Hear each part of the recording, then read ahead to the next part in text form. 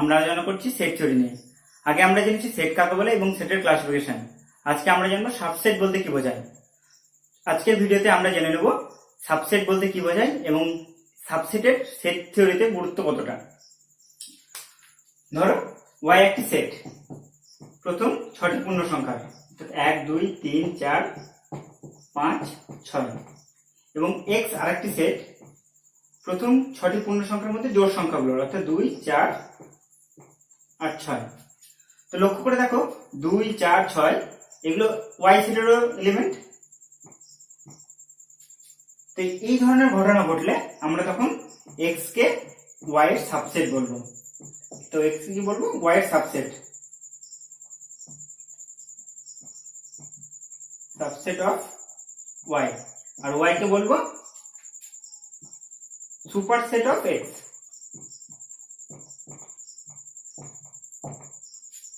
তবে চলো ডেফিনেশনটা দেখে নিয়ে যাক।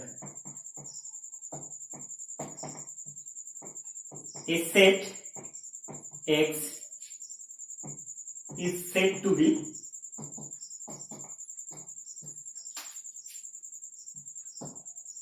subset of a set y if every element of x is also an element of y.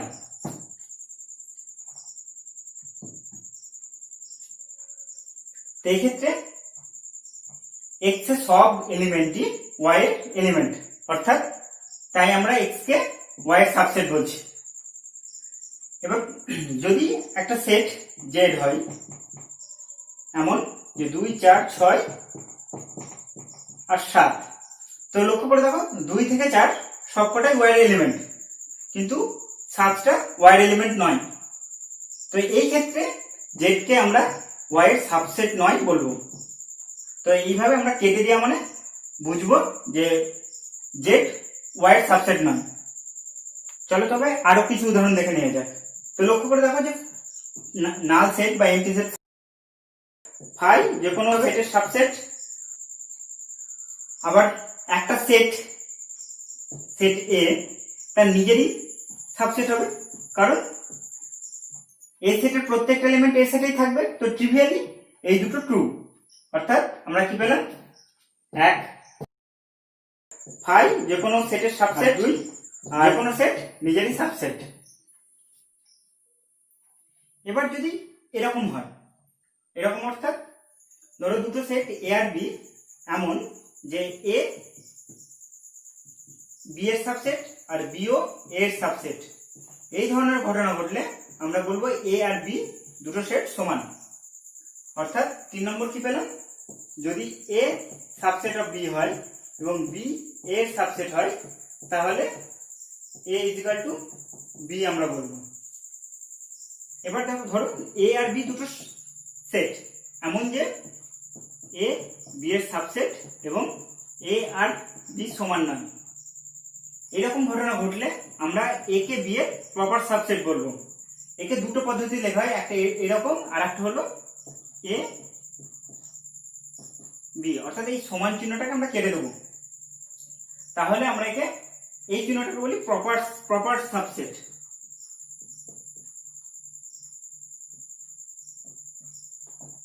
তাহলে আমরা কি পেলাম? 4 নম্বর, যদি এ সাবসেট অফ বি হয় এবং এ নট ইকুয়াল টু বি হয়, তাহলে এ হচ্ছে বি এর প্রপার সাবসেট।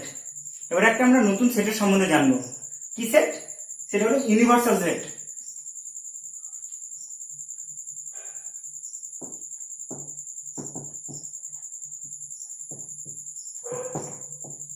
তো ইউনিভার্সাল সেট শব্দ থেকে বুঝতে পারছি একটা ইউনিভার্স শব্দ এর মধ্যে জড়িত আছে। তো আমরা ইউনিভার্স বলতে কি বুঝি? ইউনিভার্স বলতে বুঝি আমরা মহাবিশ্ব, অর্থাৎ যার মধ্যে সবকিছু আছে। ঠিক তেমনি সেট থিওরিতেও ইউনিভার্সাল সেট বলতে বোঝায় সে এমন একটি সেট যার মধ্যে সমস্ত ধরনের এলিমেন্ট আছে। অর্থাৎ যদি এ একটি সেট হয় কালারের সেট, অর্থাৎ ইয়েলো আর রেড আর গ্রিন, এই তিনটে কালারের সেট যদি এ হয় তাহলে তার ইউনিভার্সাল সেট কি হবে? সমস্ত কালারের সেটটাই হবে, সমস্ত কালারের সেটটা হবে ইউনিভার্সাল সেট। যদি আমি ধরি বি হচ্ছে পশ্চিমবঙ্গের ছাত্রের সেট, তাহলে গোটা পৃথিবীর স্টুডেন্টের সেটটা হবে ইউনিভার্সাল সেট।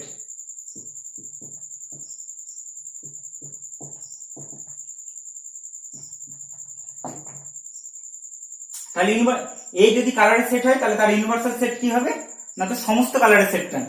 ঠিক যদি একটা সেট ওয়েস্ট বেঙ্গলের স্টুডেন্ট হয় তাহলে তার ইউনিভার্সাল সেট কি হবে? পৃথিবীর সমস্ত স্টুডেন্টের সেটটা হবে ইউনিভার্সাল সেট। অর্থাৎ ইউনিভার্সাল সেট বলতে বোঝা যাচ্ছে যে যার মধ্যে সমস্ত এলিমেন্ট আছে। তাহলে এটা খুব স্পষ্ট যে যে কোনো সেট ইউনিভার্সাল সেটের সাবসেট হবে। তাহলে আমরা কি পেলাম? আরেকটা, যে কোনো সেট ইউনিভার্সাল সেটের সাবসেট হবে।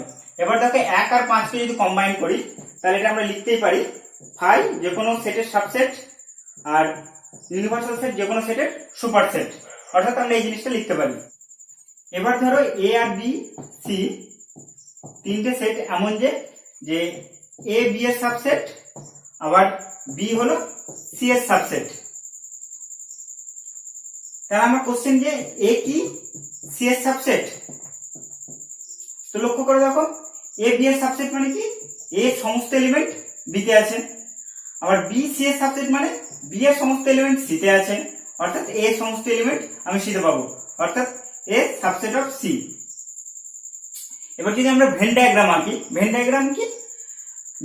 জ্যামিতি বোঝার জন্য আমরা যেমন জ্যামিতিক চিত্র আঁকি, সেরকম সেট থিওরি বোঝার জন্য আমরা এক ধরনের ডায়াগ্রাম আঁকি, সেটাকে বলে ভেন ডায়াগ্রাম। সেটা দেখতে কেমন হয় না, তো এরকম একটা বক্সের মতন করি, সেটা হচ্ছে ইউনিভার্সাল সেট। আর এই ইউনিভার্সাল সেটের মধ্যে সব সেটগুলো বিলং করে। তো এক্ষেত্রে সি সেট, এটা আমি ধরলাম সি সেট। তাই আমি কি বলছি? সি সেটের মধ্যে বি সেট আছে, অর্থাৎ এটা বি সেট হবে। আবার এখানে বলেছি বি সেটের মধ্যে এ সেট আছে, অর্থাৎ এটা এ সেট হবে। তো লক্ষ্য করে দেখো যে সি সেটের মধ্যে এ সেট থাকছে, অর্থাৎ ভেন ডায়াগ্রাম দিয়েও এইটা আমি স্পষ্ট বুঝতে পারছি যে এ সাবসেট অফ সি হবে। অর্থাৎ কি পেলাম? যদি এ সাবসেট অফ বি হয়, বি সাবসেট অফ সি হয়, তাহলে এ সাবসেট অফ সি হবে।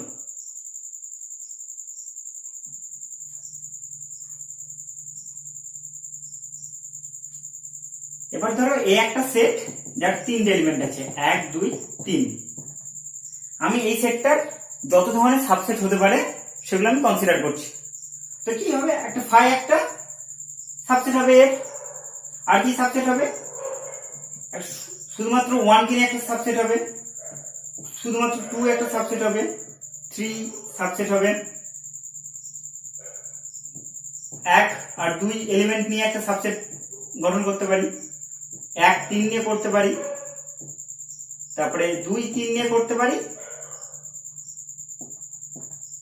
আর 1 2 3 এই তিনটে নিয়ে তিনটে এলিমেন্টে আমি এর সাবসেট পেতে পারি। তো এর বাইরে কোন সাবসেট হবে না। তাই আমি নাম দিচ্ছি, এটার নাম দিলাম এ নট, এটা A1, এটা A2, এটা A3, এটা A4, এটা A5, এটা A6 আর এটা A নিজে। তাহলে এর সমস্ত সাবসেটের সেট যদি আমি একটা লিখি তাহলে কি হবে? A0, A1, A2, A3, A4, A5, A6 R A নিজে। তো এই সেটটা হলো এ সেটের সাবসেটের সেট। এই ধরনের সেটকে আমরা পাওয়ার সেট বলি, আর লেখা হয় P অফ A দিয়ে। একটা থিওরেম আছে, যদি এ একটি ফাইনাইট সেট যার এলিমেন্ট সংখ্যা n, তাহলে তার পাওয়ার সেটে 2n খানা এলিমেন্ট থাকবে।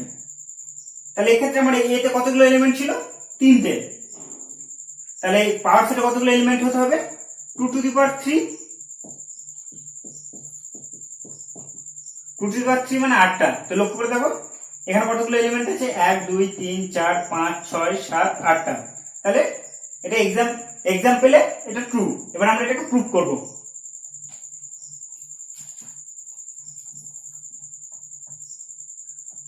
তো আমি ধরেছি এ সেটে n খানা এলিমেন্ট আছে, অর্থাৎ a1 a2 an,